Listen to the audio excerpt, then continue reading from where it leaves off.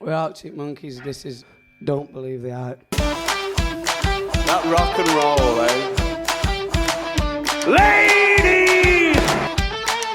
That sound means it's the end of the round. Time for the bonus question. Cheers, dude. That man just yawned. We're gonna call it, Don't Believe the Hype. Oh, okay. Look, guys, strap yourselves in. Okay, let's start with Monster Truck. That's it. I'm still going to struggle to argue this one now because I think Do Me a Favour, other than If You Were There, Beware, is my favourite off that album. But I'll try. Okay. The first thing I loved about this song was the track is the title is such a callback to what they used to do on the first album. You know, it's very much Arctic Monkeys humour, isn't it? Alex all over to write something like that. That is just seen on I think a YouTube video. Yeah. It's I guess it's a bit strange, but it feels like a bit of a not a filler by any means, but one that can pass you by a little bit. Yeah, no, I get why people would think that. Yeah, I do enjoy it. I'm gonna tell you to stop talking because this is one of my favorite songs on the album. So you don't actually have to talk that much. You talk yourself out of it. So I love this song, and but Do Me a Favor is also a favorite of Favorite Nightmare. So this is a very tough choice that I wish Nick was here to help me with. But shall we go with? Although I think I know what he would go. I should say what I think he would go with all of these, by the way. And I think for this he would go with Monster Truck because it's one of his favorite songs on this album as well, and we text about it probably on a daily basis. So, well, no, I'm exaggerating, but maybe, who knows? Both so drunk all the time, I wouldn't know anyway. But no, I would go, yeah, okay, let's say Do Me a Favor, because this is a special song. So I did write that this is kind of like the start for me of like a brand new Monkeys. This song, it's very relatable in a lot of ways that the first album was, but now it has that emotional depth. Not everything is fun parties, chasing girls. It's kind of, to me, in my mind, the perfect representation of like growing up and feeling those kind of first pains of breakups and serious relationships. I still think they're some of his best lyrics, and they're very emotionally resonant. There's not a time I don't hear that outro and the buildup and like not get goosebumps, both from the music and the lyrics. That perhaps Fuck Off Might Be Too Kind is like god tier Arctic Monkeys moments. And for that, I feel like for a song that's not a single, this is one that like so many people know and represents Arctic Monkeys in like so many people's minds. It is like one of the best breakup songs. And all the instrumentation on it is fantastic as well. The build and the drums and the bass. It's well arranged, long living like lyrics, amazing moments. Yeah. Always goosebumps. Okay. Because you defended it so well, and I agree with all what you said, and I love Do Me a Favor, and I think, perhaps Fuck Off Might Be Too Kind, and it reminds me of breaking up with someone at the time, around that time, in a very similar fashion to how you break up with someone then, very messily, probably. Perhaps, perhaps Fuck Off Might Be Too Kind, and I think there's the really biting line, don't flatter yourself. It's like when you're trying to say, don't cry or whatever, and she's like, stop flattering yourself, and that kind of way that you do it. Great line. So and the pause and it coming in. So I am going to go Do Me a Favor, also because you defended it so well, and because Matt pretty much said it was better anyway. So he thought it was. So we'll go with that. But I want it on record that the Monster Truck, if remove my personal biases as well, I absolutely love that song. For me, that song is all about the wonder of modern technology. It's Alex ruminating on that, which is why he says you push the button and we'll do the rest. It's you push the button and this technology does the rest. And hence why when he saw the front flip, he thought, wow, we can do that. That's amazing. Like a Monster can do a front flip. So that and I love the verses and the piano, the way it goes from like kind of a different type of song, and then the verses are kind of like sort of piano-y jazz, kind of you'd hear in a bar someone doing like on a piano. So absolutely love that song, but I am going to go Do Me a Favor for that one. So next then would be This House is a Circus. versus She Looks Like Fun, I think. Is that right? Science fiction, is it? Oh, God, why am I Science so fiction, yep. so rubbish at getting the fucking tracks on these albums. I need to get them up. I always do this when we're Ooh. covering them. Oh wow, okay, science fiction This is tough. versus This House Circus. It is and it isn't. So let's go with science fiction, shall we first? What probably people say a lot about this album. I didn't like it at first, but it's one of my favorites now. I love it. It's the strange, eerie horror movie sound. The do do do that flickers, seems to flicker past through the song. Yep. And also it's knowingly clever as well. Is it a final lyric? What's I'm gonna look at? Yeah, it's may well just end up too clever for its own good, the way some science fiction does. It's a nice way to write about it, as well as acknowledging it could be possibly seen as pretentious, I guess, like science fiction can. A fantastic song. And like all the album, it does take a while to get into for it to hit you. I agree. Yeah, it was one of the ones that took me a long time to get into, but I guess, like you say, once it clicks, I think the whole idea of I love the line, the way it stays with you, or whatever it is, like science fiction does. Such an on point line with that way that when you see something really clever from a science fiction film or TV show, and the concept stays with you for a long time, you sort of ruminate on it, and the idea of comparing that, great tune. Did take me a while to get into it. Probably most people, it's one of the songs that jars probably for most people that don't like this album, I would imagine, because again, it's one that you've got to kind of live with for a while, I think. Yeah. Okay. But it is an absolute tune, and it is now it's probably still not one of my favorites, but it's made its way up the list as time has gone on, certainly. Should we do This House of the Circus? Yeah. So this is the heaviest confidence moment. He swaggers into this argument. Well, I was blown away that this, when you guys covered it, it was so low in the numbers and like people's just kind of thoughts on them, like on overall ranking lists and stuff like that. This was always one of my favorites as well. It's one of the heaviest on the album and one of the heaviest they've kind of ever gotten. I think it's a song like this that gets the attention that allows them to be able to kind of make humbug later on, and it moves them. It's a song like this that kind of, I think, moves them out of just being labeled that indie band. Kind of shows what they're capable of, and I think because it is still one of their like heaviest moments, but also too, it's like it's still introducing elements of hip hop. It's very experimental still. But it also is very much them. It's got those lines where they're playing off of each other that we've seen before and we see again in the future. So it's very much Arctic Monkeys, but very also much something that they never really kind of do again, and something that very much represents this era very well in a special kind of way.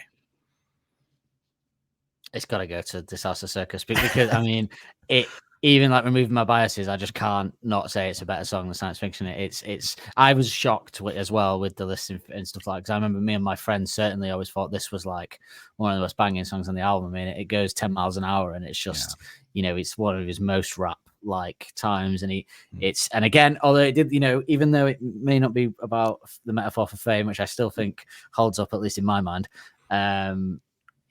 it's still just the bass is great. That pause, the bit and I've always gutted that it hasn't stayed in live longer.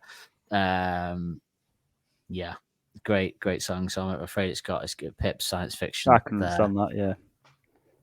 Okay, well then that means that if this is actually so if. Fuck's sake. If You Were There, Beware versus She Looks Like Fun. Finally, She Looks Like Fun is actually next because it never seemed like it was going to be. Okay, let's start with She Looks Like Fun. Let's see what you got to say. It's tough this now, isn't it? I always think She Looks Like Fun is it could I think it could have been a single as well, because it is very much different to the rest of the album. Great live. From the performances I've seen, I didn't see him on the Tranquility Tour, unfortunately. I was so drunk I basically didn't, but I do remember snippets of it. Yeah, that's pretty much my regret with every Arctic Monkeys gig. Thinking back now. Yeah, apparently I did climb onto some chairs and do like a sort of Elvis style like pose and point at Alex while he was performing Are You Mine though, so in front of thousands of people. So there's that. Where was that at the MEN. Oh, whatever. Yeah, we were facing the stage, and I just kept like he could see me, I kept singing at him. Apparently, you never know. Yeah, but okay. So, anything else to sound sure looks like fun? The lyrics are very. Is the word irreverent? Is it? It's strange, and I think I read one time about it that it was more about basically the crap that gets posted on social media by people. What is it? Good morning cheeseburger. Yeah, apparently it's his girlfriend's Instagram that he went through. So his ex-girlfriend Taylor. Boo. I'm joking. We did that great speech about how not to have a go at them as well. Although apparently she is a bit of a Trump supporter, so a lot of Trump bashing in this episode. But fair enough, really. But so that's things that he saw on her. So good morning cheeseburger. She put snowboarding. Yeah, but the thing I love this song. This is possibly top 3 songs on this album for me, and I think that the verses in particular are all about technology and social media and how it's affecting society. You know, the line, finally I can share with you through cloudy skies every whimsical thought that enters my mind. There's no limit to the length of the dickheads we can be. That's social media. That sums up social media for me. So I mean, Alex doing social commentary is like mind blowing because he's only ever singing about getting his dick wet or falling in love usually. So about the dancing as well, and it related to him. If somebody's watching because they are that video of the Strokes. The Strokes. And I think there's a bit of a legs to that. I think that's probably true. Yeah, and then obviously accidentally being about the pandemic with the whole online as of March, but obviously he's meaning it that way. And yeah, obviously, as I said earlier to you guys off camera, I have a lot of personal affection for some of the lines in that song, but I'm not going to bring my personal biases into it, but I do love that song. And I thought that She Looks Like Fun was Josh Homme until Nick pointed out it wasn't. It's the guy from Tame Impala, I think it is. So Cam Avery, or it's him or the guy from the other band that's on it as well. It's one of them anyway. But I always thought it was Josh Homme going, She Looks Like Fun. It sounds very Josh Homme-esque. But no, not Jamie. It wasn't. Not Jamie. No, maybe he's not allowed to sing anymore. We've removed his microphone.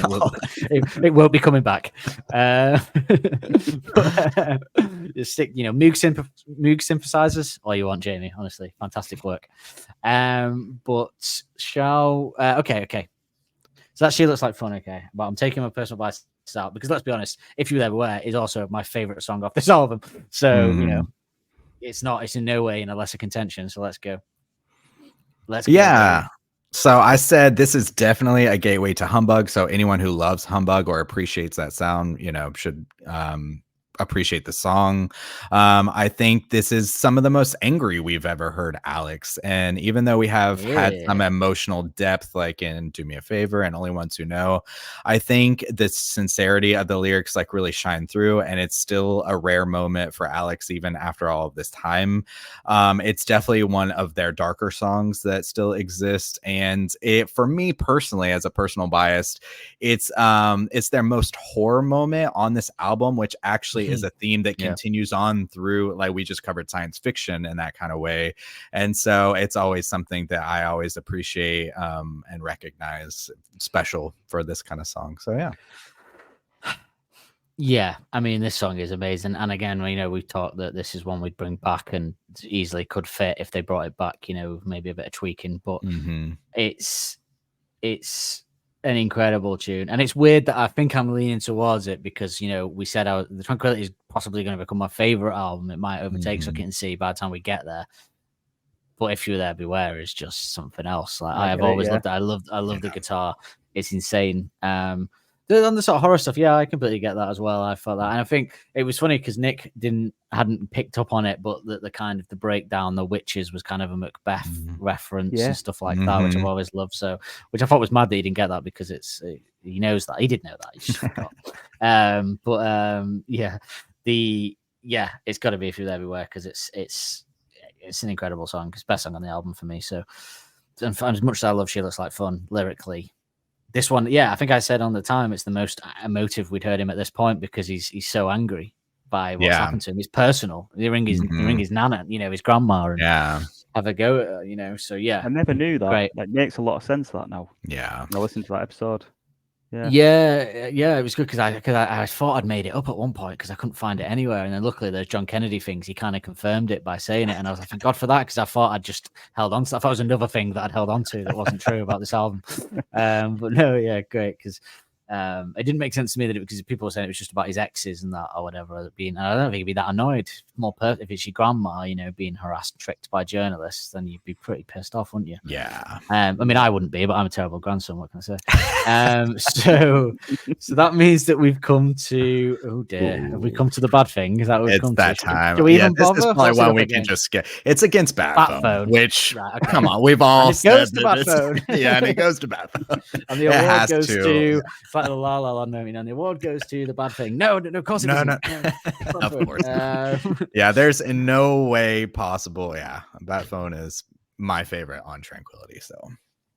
Okay, so that means, and it would have been interesting. Okay, we'll perhaps do both, but so that means that we're having Old Yellow Bricks versus the Ultra Cheese, which I feel like, again, if I'm being, argue it. If I'm being completely honest, this is a tough one for Old Yellow Bricks, not just because of what happened, but because the Ultra Cheese is a phenomenal song and potentially and I would say is actually the most accessible song for, you said 4 out of 5 being accessible to people that don't even like the album. I would find it strange if people would listen to Ultra Cheese and find it not accessible, even if you hate the rest of the album, because it's just a good song. It's just a lovely tune. So I think it's going to be hard. But do you want to have a go with Old Yellow Bricks? Do you want to see if we can tickle my fancy? I did think it was funny that you guys had such a hard time with it. And I do think that this would be one that might benefit in a different place on the album. When I rearrange it, I typically put it towards the front end. But I do think that it is a great analogy for a ton of people all over the world feeling of getting out of a small town or just getting out of familiar surroundings. I think it's very relatable, and they actually do a good job of including both perspectives. We have that classic Alex at the end of Dorothy was right, though. So even when I took it as an idea of maybe it could be about Andy, where it seems like maybe would be giving him a hard time, if that was the analogy or something like that, that it's also understandable and sympathetic there at the end of no matter what way you go, if you do want to get out of something or want to experience something, at the end of the day, you'll probably still feel some nostalgia, some pull back home. So it's completely understandable for the people who wouldn't want to have that experience. And so I think that's kind of a very mature perspective. I do think it's very catchy and a classic Alex rug pull at the end. And yeah, I think it just would fit maybe better on the front side of the album generally. Yeah, and I think look, okay, even if I agree with it being on the front side, by the way, it's weird where it is in a way, because it kind of feels like you build into an end and it's kind of just there. Yeah. But I would think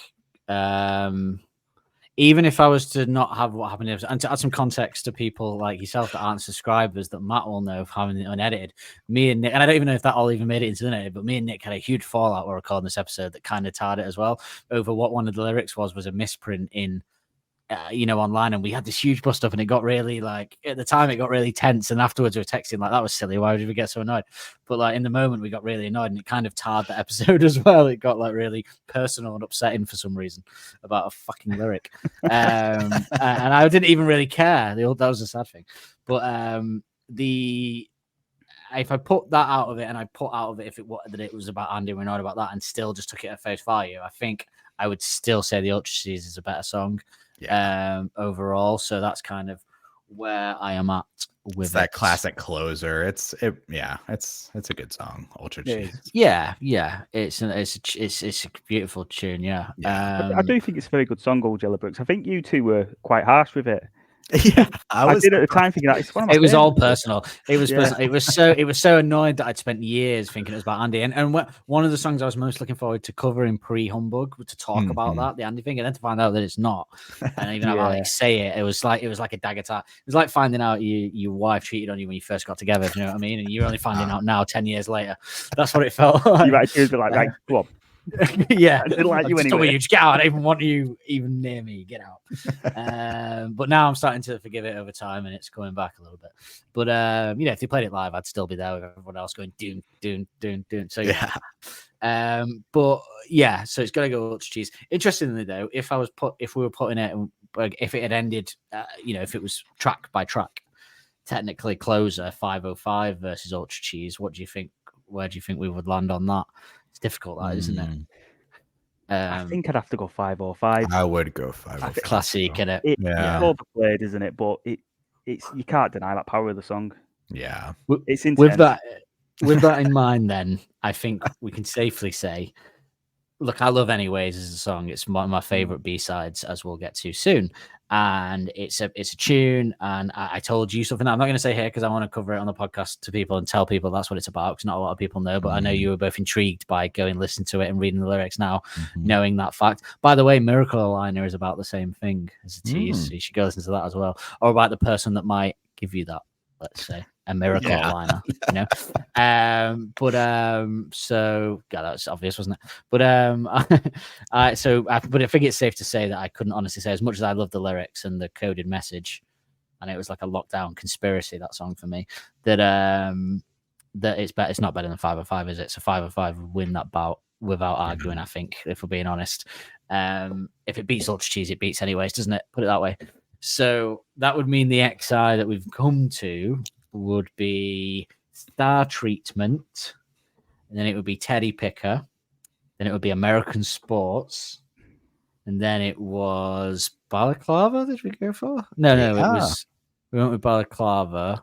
Over to Base, yes, we did. Yeah, then Balaclava, and then Flush Adolescent, and then we went. It wasn't Only Ones Who Know That one, was it? It was 4 out of 5. Yeah, standard. And then it was, someone tally these up so we can see who won this, by the way.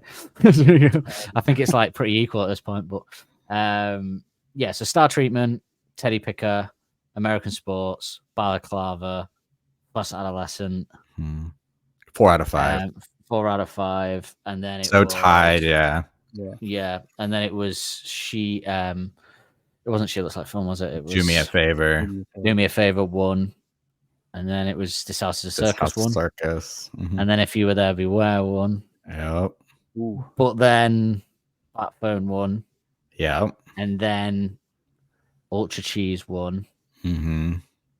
So then 505. Is it just Favorite Worst Nightmare that wins it just by 1? I think it's 7. I think it's 7 to 5. Oh, is it? Oh, okay. Yeah. See, this is mad because I definitely prefer, but I guess when you're doing track by track and you kind of go, well, that's the magic of Favorite Worst Nightmare. It's got so many. I mean, I think if I was classics.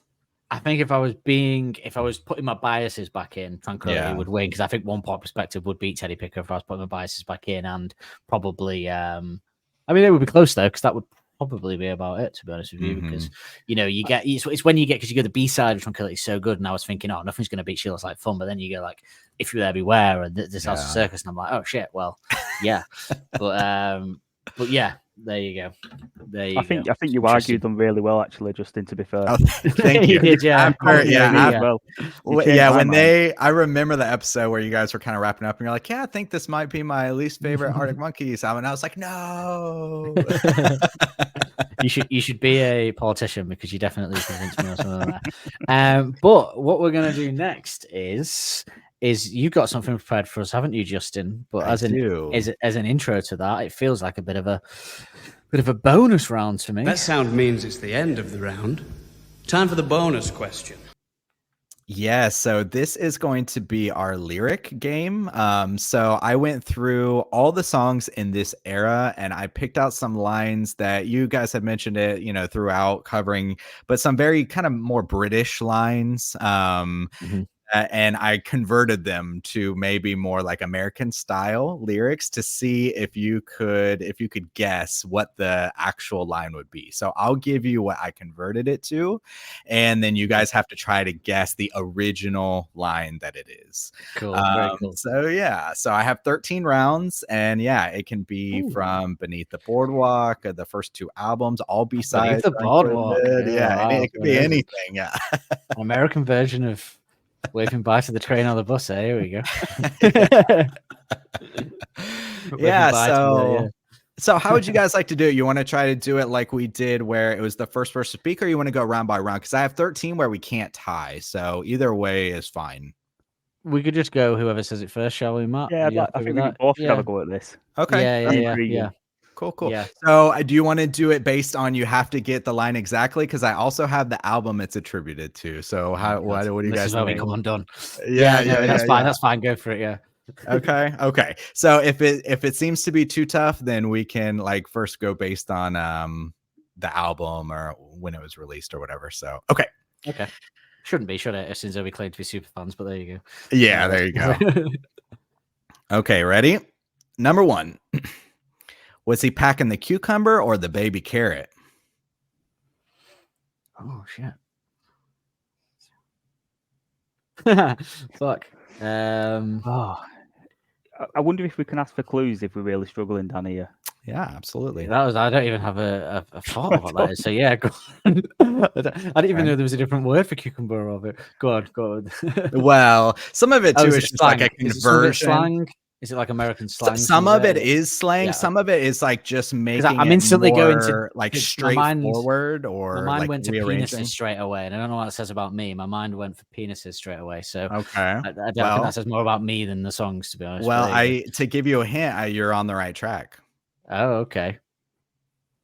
Was it the shotgun? No, not what I'm talking about. No. Oh, I know what it is. It was. Am I the rocket launcher and you the? You're the big rocket launcher. I don't think that's in there. Or I'm just a shotgun. Ooh, that's a really good guess. It's not. Yeah, that is a good guess. I was so sure. It's not. Now I'll give a hint if Matt wants. This is from Favorite Worst Nightmare. Say it again, Justin. Was he packing the cucumber or the baby carrot? I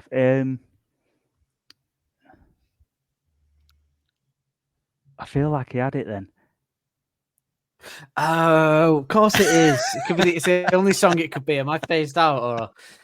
Fuck's sake, was it? Yeah, but I'm trying to think what the lyric is, but I know what the song is. Of course it is. I think I know of it. I think I can guess how it goes in my head, but I can't think of what it actually is. Can you guess the song title? I could. Can I guess it? Oh, okay. Is he pulling it? Oh no, I'm thinking of something. Go on. I give up. All right, Dan, guess though. Okay, is it Mechadova or Bet in Pencil? Is it Floss? It is. Yeah. Was it yes. So that's what the Americans would say if they were going to use that kind of what's the word? Something, kind of like innuendo or something similar, because I didn't know what the mega tauber, I didn't know originally what that was. No, you wouldn't unless you were working. But it's also one of those things that's very intuitive. So you kind of know like you said, the innuendo, but you have to kind of look up the slang of I don't actually know what this is. Yeah. So yeah. Okay. Cool. Yep. Okay. Fluorescent adolescent. Cool. Okay, so that's where we're at. That gives us a good vibe for it. I think a good handle on what it is. Okay. I still put your name next to it. Since these might be a little tough, we'll see just how well, anyway, so all right, next one. A panda pulled up and the boys got the pigs all salty. I know what this is. You can give me the song title too. I know, because it's one of two, because it might be the original version of one song or it could be this one, but I'm going to go. Is it Riot Van? It is. Do you know the line? The Riot Van pulled up and all the coppers kicked him in. Well, it's and up rolls the riot van and these lads just wind the coppers up. Yeah, okay, yeah. Oh yeah, panda pulled. Do you know it's all salty. Do you know what? Do you know where you threw me off? Because the original version of Cigarette Smoker Fiona, called Cigarette Smoker from Beneath the Boardwalk, he says pandas for police, doesn't he? He says, "Call them a panda." Oh. Yeah. But in that way, wow. yeah, I guess would that also refer in British terms? So sometimes we call the car like a panda. Yeah. Because it's black and white. Yeah. We did that too, don't we? Okay. It's no terminology. Yeah. Police car. Yeah. Okay. That is, I think. Well, no, it's the uniform that we talk about, isn't it, Panda? When we do it, because the police's uniform is black and white. So that's why we say Panda for them. Okay. Well, interesting. There you go. Good. All right. Number 3. He's able to impress her, and her classmates think he's eye candy. That's bigger boys are so sweet. That's Yeah. And it's I think I've got it. He's a quick to enthrall her, and her friends think he's fit. Very good. Yeah. Yes. You get it. You get the lyrics. Yeah. There you go. Yeah, okay. yeah. Cool. Nice. Very good. Okay. Oh, here we go. Okay. Some of these I feel like, is this too easy? But then some I feel like maybe a little later get harder. So it's okay. This one, $3 already. What'd we go? About 4 feet? Oh, it's already £4.50, but we've £4.50. We've only gone a yard. Yes. Yeah. From red light. Yeah. Exactly. So I just converted them all over. Yeah. So how come it's already £2.50? We've only gone about a yard. Yeah. Very good. Yeah. Yeah. Red light indicates doors are secure. Okay. Cool.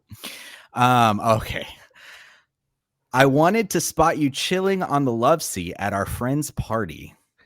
Oh, we'll see you at a mutual friends gathering. No, it's not that, is it? No. It's where is it? That on a love seat. I wanted to spot you chilling on the love seat at our friend's party. I saw you on a sofa at a mutual friends gathering. It's from Too Much to Ask, isn't it? No, it's from And the more I'm gonna wait till someone gives me the exact lyrics or the title of the song. I've drawn. Why can't I remember what it's called? Oh, it's no, the bakery. The bakery. Yeah, it is from the bakery. Yeah, and it's I saw. So to be fair, I had to kind of change it a little bit because he says, I thought I saw you in the bakery, or I wish I would have seen you in the bakery, or sat on a tatty settee at a mutual friends gathering. Woo. That is not an American line. Very British. Yeah. Tatty settee at a mutual friends gathering. Like, I don't think we would ever say gathering either. You rarely see a tatty settee inside a house in the UK. To us, it's normally outside someone's house on the pavement, being waited to pick up. To be honest, just to confuse you more. Good. See Shameless for more info. Oh, that was good. Okay. All right. Next one. I'd have the gall to suggest that both choices are just as grim. I'd have the cheek to say they're equally as grim. No. Well, grim is mine. Yeah, but yes, you're right. Yeah. It's bleak. I think bleak. It is. Yep. I'd have the cheek to say they're equally as bleak. So the cheek was the one. Yeah, I want it. Yeah. Mm-hmm. Yeah. Because we do not say cheek. Good. Number 7. You can try and change your sweater and shimmy on by, but I think you'll still want to show off to everyone who laughed at you. I know. I know what song it is, but it's swap jumpers and walk down the line. Swap jumpers and make another move. It's still in your brain. You still got something to prove. You walk down the line past the lads, the blokes in. I used to know this off by heart. Yeah. Y'all both got like pieces. We kind of piece it together. I'll just do that as a tie. Yeah. So it's I'll give that one a tie because it's you both like together put it together. It was From the Wrist to the Rubble, and the original line is, and you can swap jumpers and make another move, but still in your brain you've got something to prove to all the smirking faces. Ooh, it's long. Yeah. So what's the other bit? It's on Smirking Faces and the Boys in Boys Black. in Black. Boys in Black. Yeah, Mhm. Yeah. Bounces. So the big one was the jumper, because we don't use jumper. So I could say you can try and change your sweater and shimmy on by, but I think you'll still want to show off to everyone who laughed at you. The Smirking Faces is not really something we'd say. Yeah. Well, when as another, so Matt is from Manchester as well, or thereabouts pretty much. Is there anywhere in Manchester that when you hear that song that, because whenever I hear what people say, I have places in Manchester that spring to my mind that I imagine I'd be in. Yeah, mine's more Oldham based. You can't tell by my accent. I used to know I used to know a club in Oldham. My mate used to go to. I know the name. If you say it, I'll know Liquid. it. Yeah, Liquid. Yeah, I was thinking of Liquid for this song. Yeah, so completely relatable. Yeah, mine is 42s. I think like the queue of 42s because it was always dead long. Or Fifth Ave, one of them anyway. Two indie nightclubs in Manchester. That one of them's gone now, but yeah, that's where we would go just into here. Arctic Monkeys, like 42s used to just rinse Arctic Monkeys all night. It was great. Or you go to the booth and request it. I'd always go like play. They go, yeah, we're playing dance floor in a bit. I go, you're not playing dance floor. Play Certain Romance. Do you just want to be that DJ that plays dance floor in your heart? Is that what you want? Okay, that's another. Cool. Number 8. You seemed annoyed when dreaming up your escape from this small town. It's all Jello Bricks, isn't it? But it's I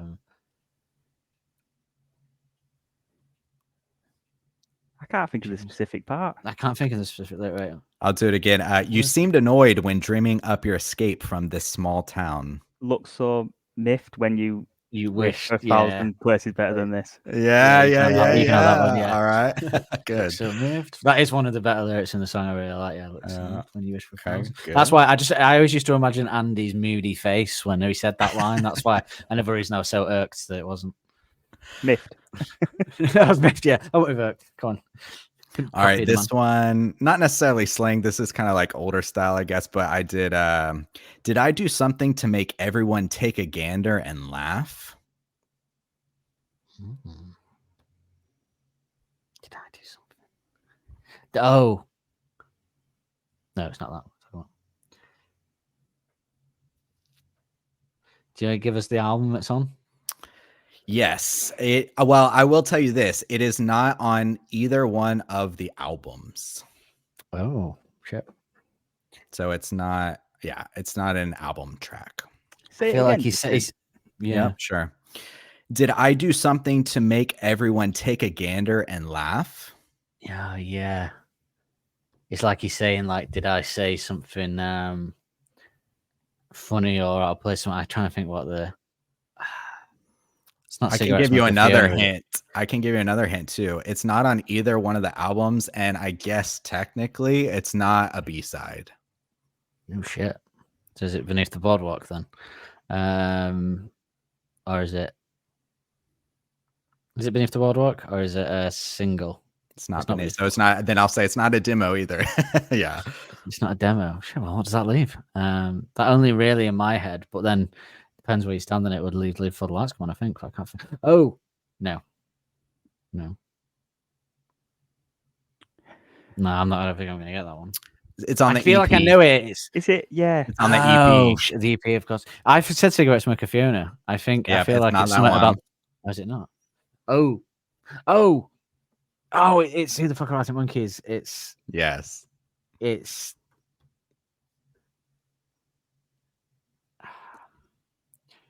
Oh, Nick would know this one, I bet. I'll read it one more. So we know it's Who the Fuck Are Arctic Monkeys. Did I do something to make everyone take a gander and laugh? Oh, it's not you that's that? No, that can't be that, can it? You guys want me to give it to you? Yeah, go on, give it to you. It's there, but it's not there. Yeah. Have I done something to trigger the funny looks? Funny looks and the sniggers. Yeah. Yeah. That's a good one. Some of the, towards the end, they might get a little tough, but okay. So I got a few more. Okay. Number 10. When you were all weepy, I thought it was from all the bickering, but now it seems like something deeper is going on.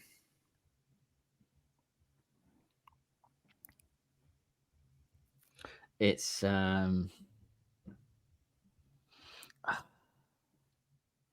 Say it again. Mm-hmm. When you were all weepy, I thought it was from all the bickering, but now it seems like something deeper is going on.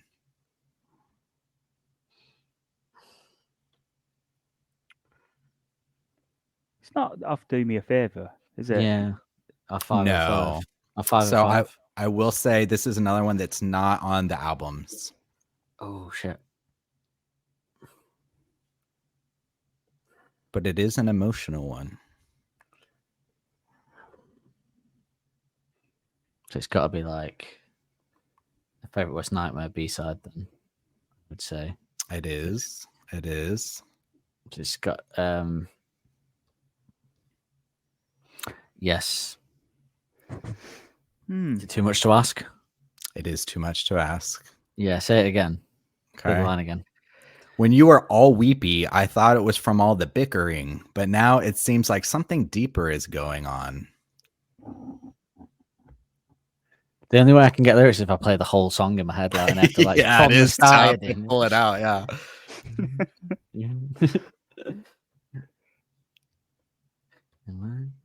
I did keep the same two We're lines. always shouting, never shout. No, it can't be that. No. I did keep the same 2 lines. We still can't get it. Fuck me. I'll read it one more time. When you were all weepy, I thought it was from all the bickering, but now it seems like something deeper is going on. I feel like even if you read out the full lyrics from the song, Justin, we still wouldn't get it. Yeah, go on. But you did get too much to ask, so I'll. Yeah, no, I don't. Yeah. So the full line is when you saw. Oh, wait. You subbed your head's red raw. No. Go on. No, it was when you saw before. It felt much more like a product of a squabble, a British, like we wouldn't say squabble. Now there's reason for it to be something more. It was I had the wrong part. It's that same musical part of the song, but I went with the red raw. Oh yeah, that's a good one. All right, a couple more. At least I got too much to ask. At least I got there. Yeah. He was looking for girls in every room, trying to get back up to his old tricks again. Oh. God, there could be so many of them. Yeah, I guess that's yeah. But I feel like is it a B-side? It's not. Okay. It's an album track. I'll read it again. There's one word in here I think that really captures it is he was looking for girls in every room, trying to get back up to his old tricks again. I know this is so bad, but don't. It's like they're all there on like the tips of my brain, but they're not coming. I don't know what that is. It's also got a lot of British terms in it, so that's what I was always trying to look for, is like some British kinds of terms. Is it from the first album or the second album? The second album. Is it off Balaclava? It's not. I think it's is it This House is a Circus? It is. Yeah, is it the Maidens in the Maze bit? It is, yes. Yeah. Scaling the corridors for maidens in the maze, and in the anomaly, you'll slip into familiar ways. That's fantastic. Yeah. Good. All right, just a couple more. Your application of cosmetics is so extensive that I struggle to identify you. It's Still Take You Home, and it's the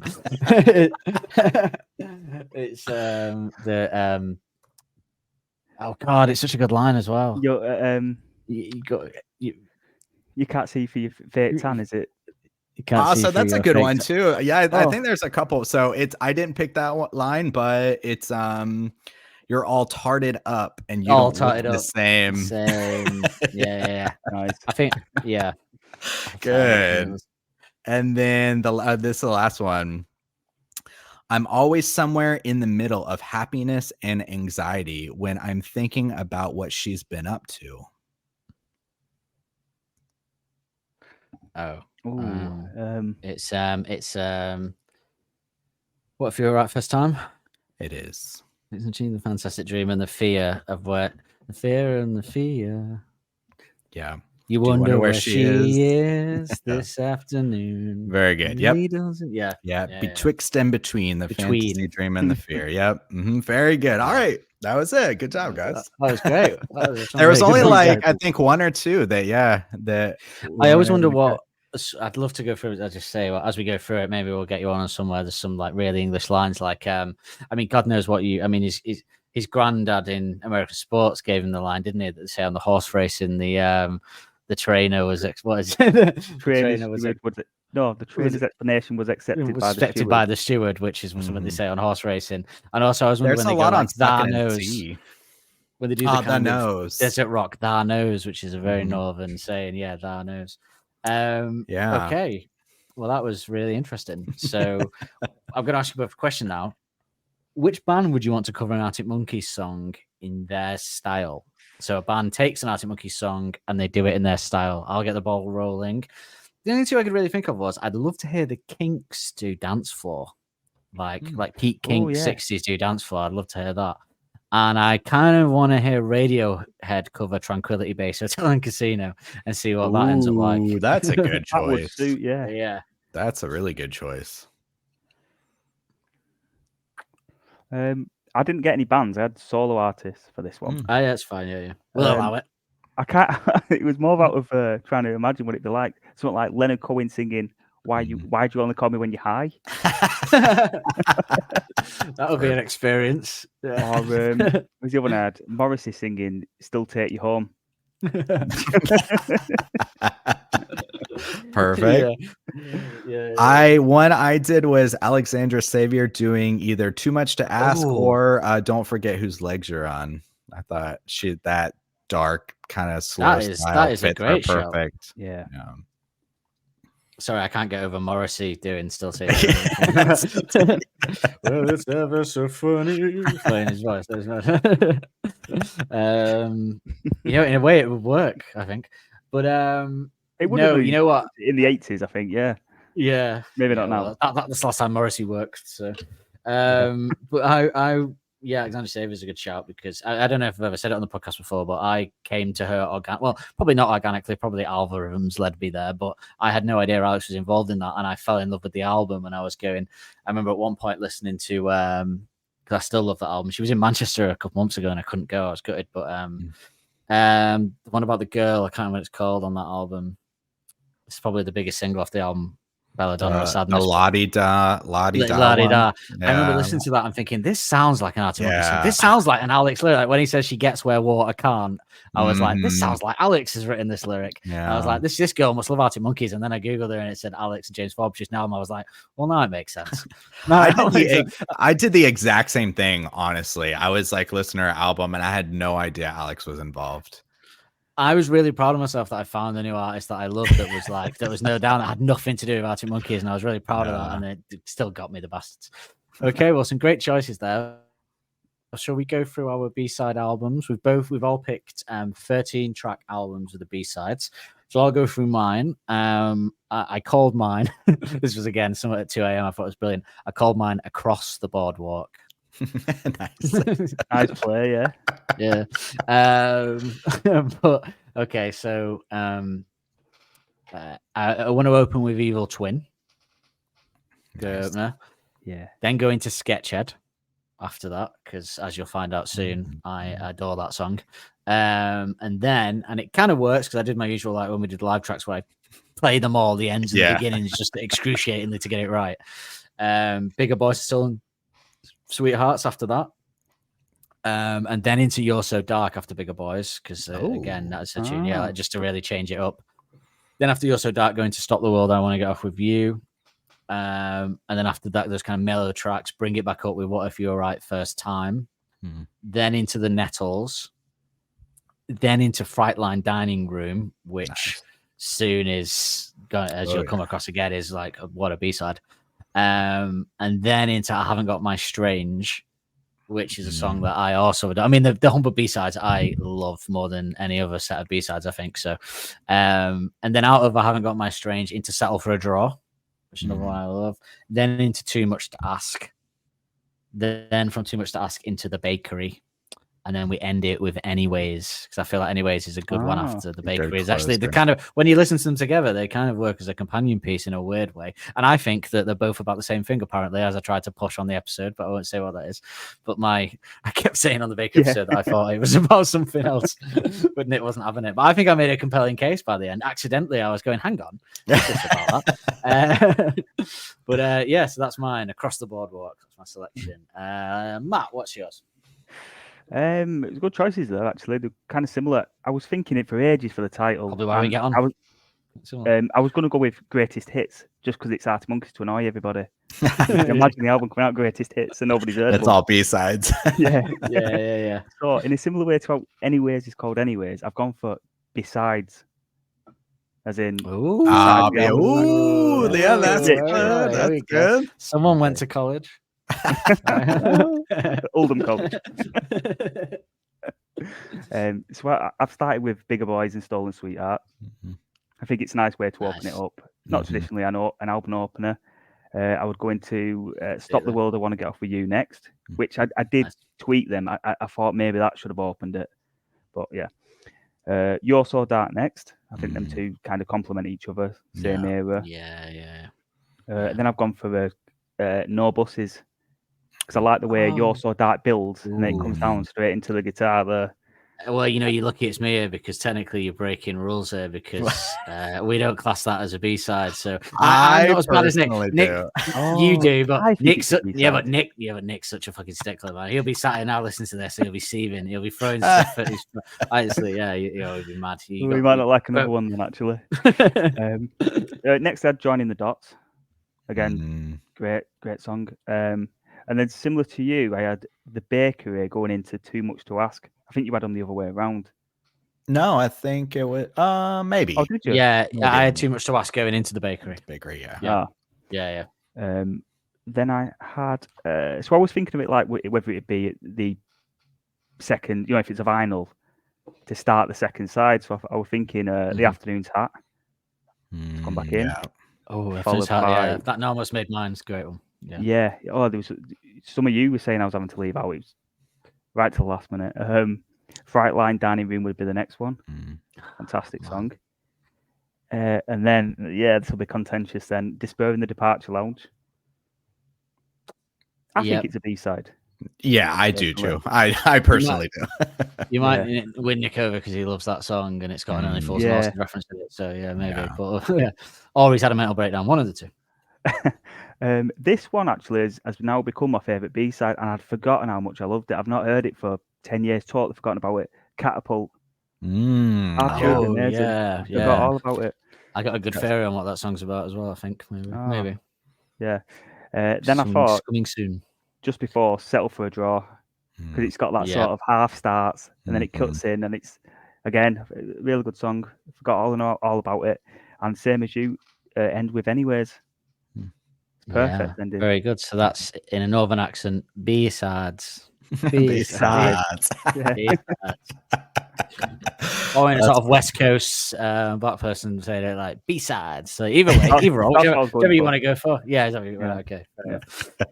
No, that was good. Now, just because we both said it there, I'm not sure if it'll be on yours, Justin. So just in case it isn't, but imagine writing the guitar riff and the song of Fright Line Dining Room and it not going on your album. Like, imagine how good the songs were if that doesn't get on your album. It's insane, man. Like, imagine Josh Homme start recording that. It's insane. What a thought. I still wish there was footage of that recording process and there was some kind of documentary because it blows my mind.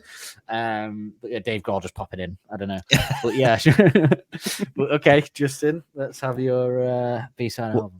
Well, that transitions well because my whole theme was what if there wasn't a Last Shadow Puppets album in 2008 and they just moved in and did an album 2006, 2007, 2008, 2009 into Humbug. So this would be in between Favorite Worst Nightmare and Humbug. So I only picked songs from those eras to represent that change. So I called it Clinically Cynical Hereditary Hate to fit that theme as well. And I try to kind of structure it like Favorite Worst Nightmare. So track number 1 is If You Found This, It's Probably Too Late, where people are like, what? It's like orchestra, but then it kicks into something heavy, just to kind of throw people off. Like, well, I don't know like what this album's going to be like. And then right into that, so wow, wow, ba-na-na-na-na-na-na-na-na-na. So what if you were right first time? Straight into that one. So going straight heavy from the beginning, and then what if you were right first time? And then into Plastic Tramp. Nice. And so kind of keeping it lighter and darker at the same time. And then from Plastic Tramp into Deframe Tour. Or Deframe Tour, so keeping the kind of like darker but poppier stuff at the beginning, like Favorite Worst Nightmare, and then into The Bakery. So we're kind of changing tones a little bit. We get a little bit more emotional, and then I love this transition. So it actually works pretty well. The Bakery into Joining the Dots, which is where the shift happens from the A side to the B side, kind of. So Bakery goes into Joining the Dots, so it gets a little bit more mature, darker. Then The Afternoon's Hat, after Joining the Dots.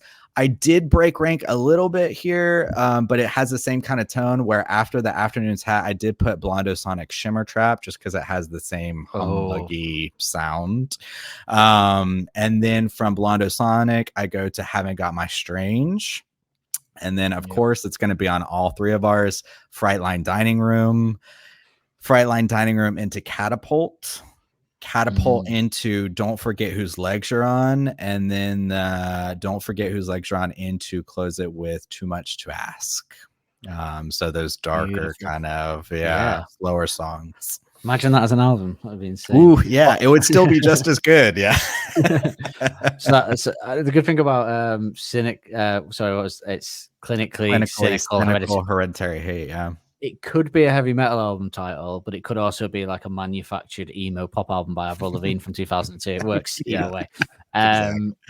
But no, that's really good. You know what? I was really wanting to put Blondo Sonic Shimmer Trap in there, but I just couldn't. I just thought I can't cut any other out because I think that's one that I don't want to say it.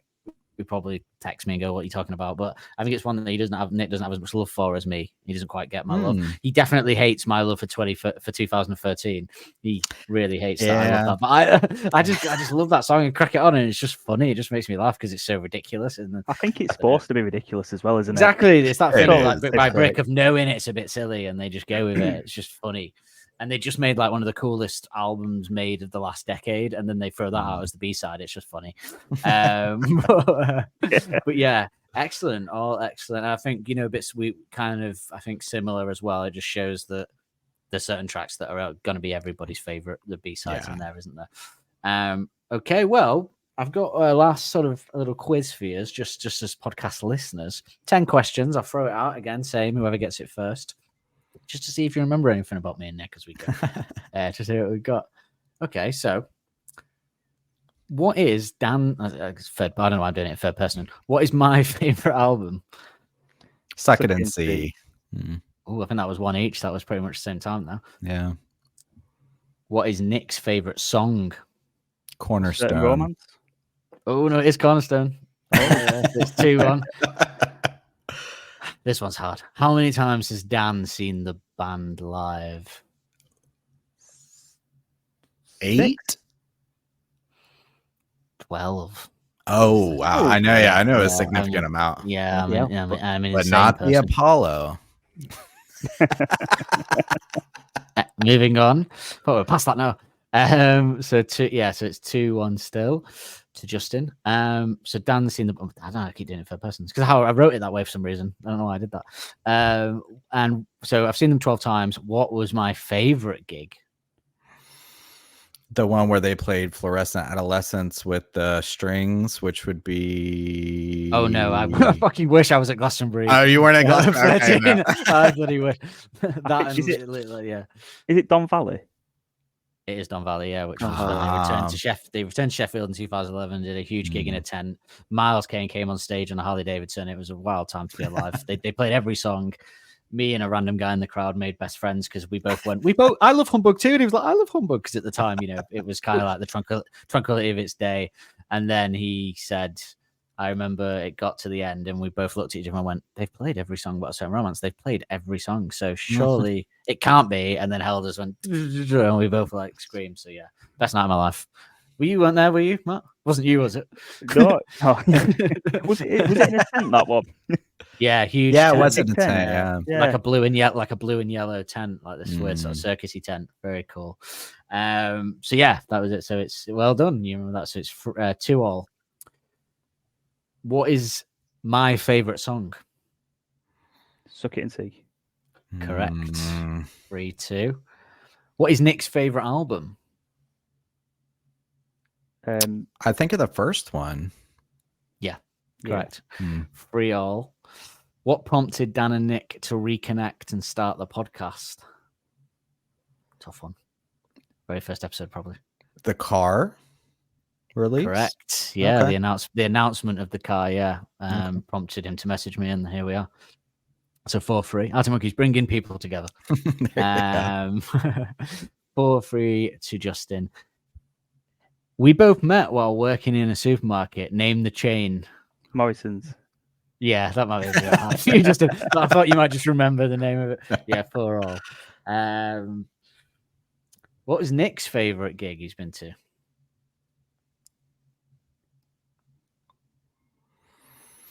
Oh, I remember he didn't go to the Tranquility, did he, sir? No, he didn't. He didn't. The car, was it this most recent performance? You know what? I'm going to give you that because I couldn't remember, because historically it was Cricket Club when we went to see them in 2007 at the Lancashire Cricket Club. I can't remember whether he said this cricket club had overtaken it. I think nostalgically maybe not, but I'll give it you because I can't remember actually. I don't want to get it wrong. I'll get abused. So it's one of the cricket clubs anyway. So you got the location right. Both of our biggest regrets. Going to the Apollo. Yeah, I'll give you both a point for that. I think Justin got it by one, but yeah, there you go. Well, you know most of them. So there you go. You've been listening. Okay, so final question before we leave it here, guys. For me, it's Christmas Day, and you can play one Arctic Monkeys song on the day to capture the mood of a Christmas afternoon, perhaps, as we saunter into the evening. What Arctic Monkeys song would it be, and why? I'll let Justin go first. Okay. So yeah, I said that like it's the end of Christmas Day and kind of like leading up to Christmas is the exciting part. But then when it ends, you're like reflecting not only is Christmas ending, but also the year is ending. And so you've got this touch of like nostalgia, a little bit of sadness. So you're sitting by the window, snow's falling outside, and I got to play Only Ones Who Know, which also has that touch of like appreciation, pain, nostalgia, but also maybe a little bit of excitement for something new. And it's got the New Year's line, I hope you're holding hands by New Year's Eve. And it's just like the perfect one for like dark Christmas, snow falling, it's wrapping up, but you're remembering it well, but also it's done. So it's kind of sad. That's how I interpret like Only Ones Who Knows anyways. So it's kind of like an ending relationship, but you remember the picture. Well, yeah. So yeah. You do see it with snow falling, don't you? Yeah, it is. Yeah, I think snow or because it gives the vibe of rain, but it's not rain because it's a cold setting you feel. So it's snow. It's weird, isn't it? I always think of the breath that someone's breath, like in the cold in that song, much like the kind of Age of the Understatement video, perhaps or something. But yeah, great choice. I'd happily have that on a Christmas Day. Matt, what would you have? I'd have. See, I was thinking, I want something that everybody's going to like, or they're going to have a go at me, that kind of thing. And I think one that... For some reason, I was on my own for this. I don't know why I did that to myself on Christmas Day, but there you go. 3 a.m. I think I would go with, because I think it sort of encapsulates everything that's great about Arctic Monkeys, and it feels like it's about 3 songs in one, and it kind of sounds a bit Christmassy. I think I'm going to go Body Paint. Nice. Maybe recent really bias that, but I think it's. I always think of the Beatles when I think of Christmas as well. It's very much with the harmonies and the build up and the twinkling of it. I think it does. It's quite Christmassy. I always heard Eleanor Rigby in the strings, and I'm not a big Beatles fan, as you know, but I just always remember the Beatles. Yeah, no, that's a great choice for Christmas Day. Similarly, maybe I mean there is a bit of bias because I think Mirrorball for me. As we're entering the evening, I'm sat in a chair. When you get you're full from the food, but you've had a few drinks, so you're a bit tipsy. You need a bit of a nap, maybe a second wind. Crack Mirrorball on as a nice little romantic moment. And yeah, that would be for me. I think I said that last year as well, and it's still there as my. It's kind of one step away from being a Christmas song in a way. But if you change the lyrics, which I hope they never do, release it as a Christmas song where they change the lyrics, that would be awful. But Ultra Cheese was close as well. Ultra Cheese, that could be a Christmas. That could be a Christmas day, yeah. But maybe a bit too like with the Friends line and being on your own and stuff at the start. Maybe a bit depressing for Christmas. It's a very boozy song, that, isn't it? It is. It's a boozy end of the night boozy. It's a boozy drunk song, isn't it? Yeah, end of a party. Maybe it's the cheese aspect, but I always imagine drinking a kind of milky, so eggnog comes to mind with it. Like maybe it's the cheese thing, I don't know, but I can just imagine having a dairy-based alcoholic beverage while listening to Ultra Cheese as well. But no, yeah, that is our Christmas extravaganza, part 2. So it's Christmas Eve, so it's Christmas Day, and as you listen to this tomorrow, or maybe you waited and listened to it on Christmas Day, and if you're listening to this podcast on Christmas Day, then I don't know what to tell you. If you are. It hasn't been going well, has it? It hasn't been going well this year. Maybe 2024 will be better for you. Bombed everyone out. I'm sure nobody is doing that, so it's fine. But yeah, no, thank you very much for listening to us, and thank you to my special guests.